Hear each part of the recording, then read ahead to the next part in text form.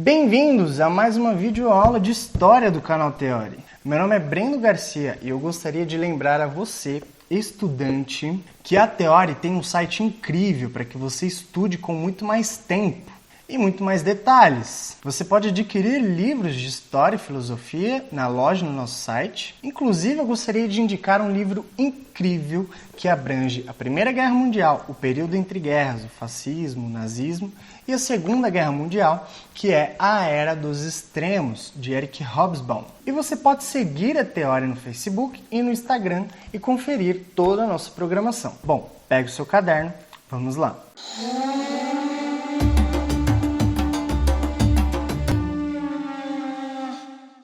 Dando continuidade aos estudos, após a Primeira Guerra Mundial, iniciou-se o período conhecido como o período entre guerras, compreendido entre 1918 e 1939, que foi marcado pelo surgimento de ideologias políticas de extrema-direita que nasceram em resposta às crises sociais, econômicas e políticas, e os consequentes flertes das camadas populares e da política de esquerda italiana com o socialismo. O período entre guerras estabeleceu transformações políticas, ideológicas, geopolíticas, sociais, econômicas de relevância tal que nos é indispensável buscar a compreensão dos seus acontecimentos. O contexto italiano, vigente à eclosão da Primeira Guerra Mundial, situava-se em uma severa crise social, política e econômica, que agravava-se a cada ano. A Itália, bem como a Alemanha, em razão da sua anterior fragmentação política, unificou-se tardiamente, auferindo, portanto, porções menores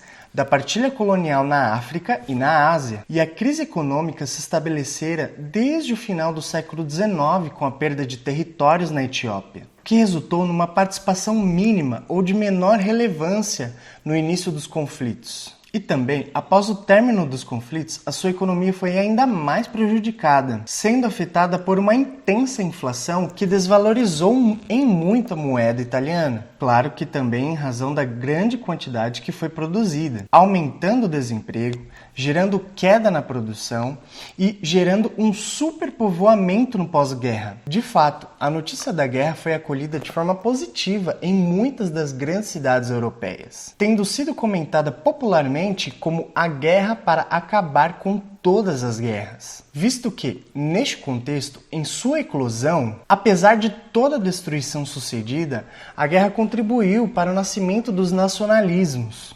especialmente na Itália, que era consciente da sua inferioridade em relação às outras grandes potências europeias. Benito Mussolini, em 1914, era redator do jornal Avanti e defendia a entrada da Itália na guerra. Mas até então, posicionava-se frente à esquerda italiana, realizando diversas reivindicações em prol das camadas mais populares, o que ajudou muito na sua visibilidade entre os italianos. Lembrando que em 1917 houve a Revolução Russa, que instaurou o socialismo na Rússia. O período entre 1919 e 1920 abrangeu diversas greves e movimentos sindicais em prol das camadas populares italianas, invasões em terras e ocupação em fábricas, como em Piemonte, por exemplo. Contudo, os industriais liberais, a burguesia e a direita italiana achava-se intensamente temerosa quanto a uma possível revolução comunista na Itália, instaurando a propriedade coletiva em detrimento da propriedade privada. Este temor impulsionou em muito a polarização política e os conflitos na Itália a partir de então. Em 1919, Mussolini não tinha partido, mas criou um dos pouquíssimos jornais que debatiam política. Mas através desse jornal, Mussolini, após ter conquistado visibilidade entre os italianos, passou a promover transformações que acreditava serem essenciais para o desenvolvimento da Itália. Com isso, conquistou apoio dos nacionalistas italianos. Em 1921, Benito Mussolini criou o Partido Nacional Fascista, com o apoio da direita nacionalista e dos latifundiários, os grandes proprietários rurais. Indignados com as conquistas da esquerda italiana nas eleições de 1920. E este partido agiu em grande oposição aos socialistas, agindo com muita repressão e brutalidade. A própria imprensa liberal apoiava e elogiava os feitos fascistas contra os socialistas, acreditando que após o predomínio da política de direita na Itália, o partido fascista sairia de cena, deixando como herança o conservadorismo. Mas em 1921, a Milícia Voluntária para a Segurança Nacional, os Camisas Negras, foram organizados como um grupo paramilitar fascista que intensificou em muitos ataques às instituições socialistas e, através de tamanho destaque, foram inseridos até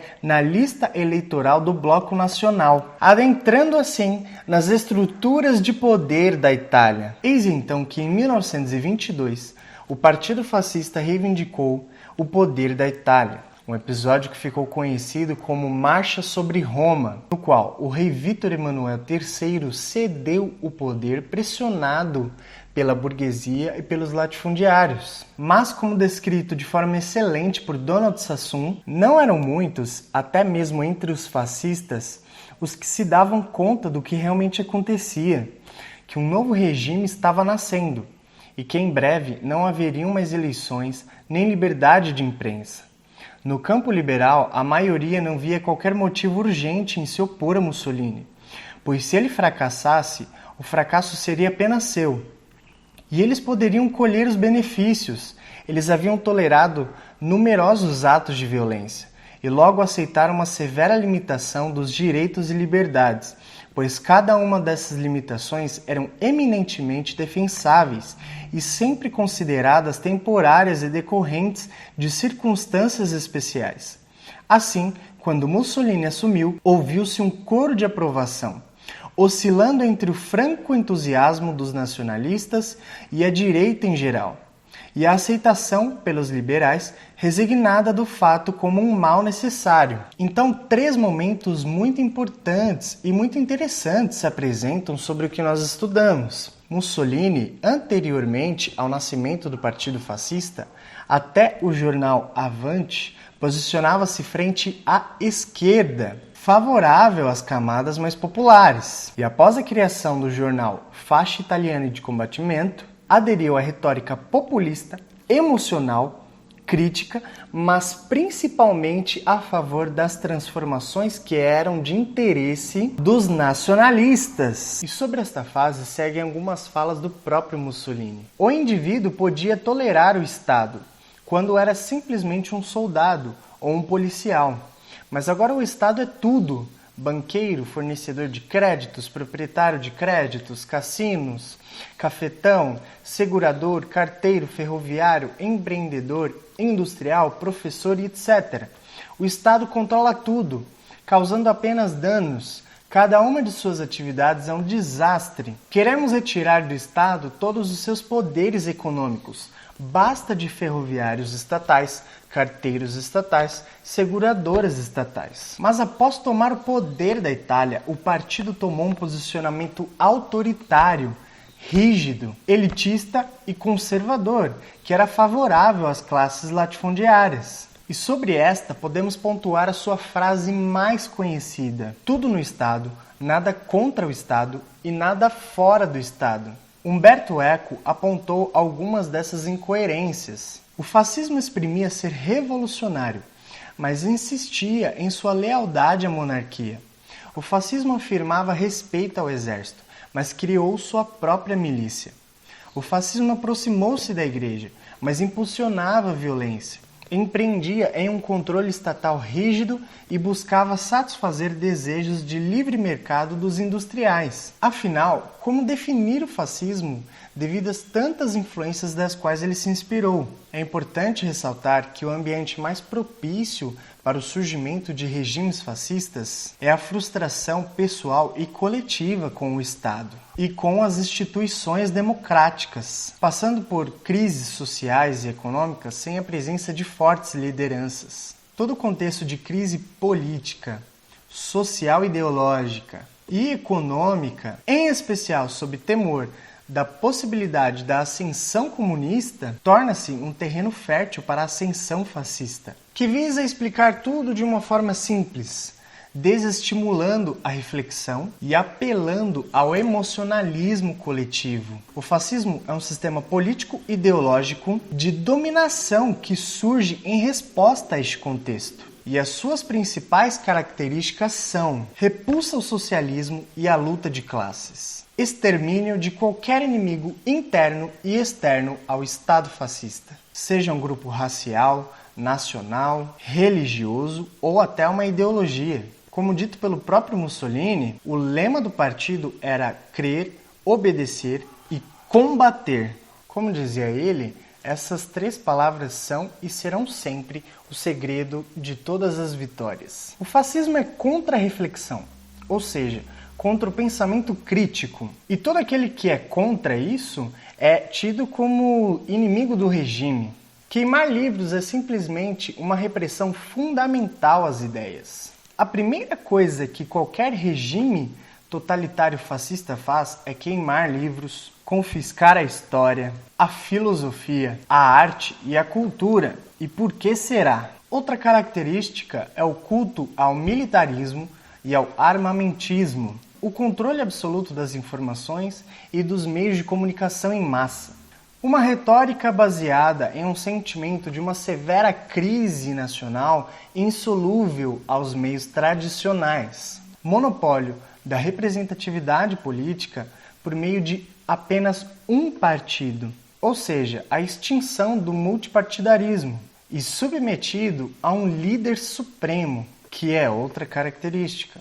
O culto a este líder, estimado como o salvador da pátria. Exaltação da coletividade nacional em detrimento do individualismo liberal, sobrepondo a nação acima do indivíduo. Expansionismo territorial, em nome da luta das potências superiores contra as nações inferiores, auferindo direito de dominação de um povo considerado superior sobre outro considerado inferior. E no caso da Itália, para a obtenção de matérias-primas, mercados consumidores e etc. Outra característica, a mobilização das massas, a economia, fundamentalmente de tipo privado, ênfase em valores tradicionais, em contraposição à modernidade, abominando, por exemplo, o iluminismo e valorizando, no caso dos italianos, a tradição romana do império, sendo reacionários e ultraconservadores. Uma característica interessante é o populismo, só que ele só se apresenta antes da tomada do poder. O autoritarismo e o totalitarismo fazem parte após a tomada do poder, obtendo controle sobre todos os setores da nação, a religião, a cultura, a educação e principalmente a economia. Em geral, o machismo, a xenofobia e a homofobia também fazem parte de um regime fascista. Benito Mussolini governou a Itália em 2 períodos, entre 1922 e 1943, quando ele foi preso, mas solto no mesmo ano, governou até 1945. No próximo vídeo nós iremos estudar as vertentes do fascismo que se estenderam à Alemanha com o nazismo, à Espanha com o franquismo, a Portugal com o salazarismo e inclusive ao nosso querido Brasil com o Estado Novo de Getúlio Vargas. Portanto, teremos uma série de exposições sobre o fascismo no mundo. Se você gostou deste conteúdo, inscreva-se no canal, ative as notificações, deixe o seu joinha, diga o que você achou aqui nos comentários, compartilhe este vídeo e ajude na disseminação do conhecimento e para os seus amigos que são estudantes e que precisam passar no vestibular, assim como você, ou que já são estudantes universitários. Muito obrigado pela sua atenção e até a próxima!